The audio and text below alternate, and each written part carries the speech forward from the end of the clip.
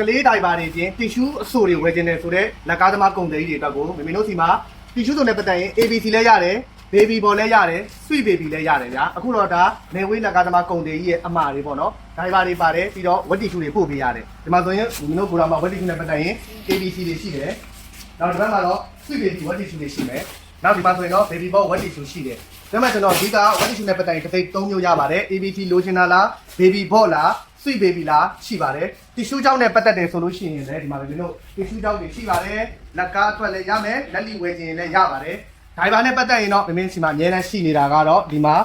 တချို့ဒီဆိုင်လေးတွေတင်ရောင်းခြင်းနဲ့အထုပ်သေးနဲ့ပတ်သက်ရင်ဗာလေးတွေရှိတယ်ဆိုတာ Royal Baby ပေါ့ Royal Baby ဆိုတာအထုပ်သေးလေးတွေရှိတယ်နော်ပြီးကြလို့ရှိရင်နောက်ထပ်မင်းတို့ကလေးသွားလိုက်စီနဲ့ပတ်သက်ရင်ဒီဘက်ထဲမှာကလေးသွားလိုက်စီလည်းရှိသေးတယ်နော်ကလေးသွားလိုက်စီလေးတွေရှိတယ်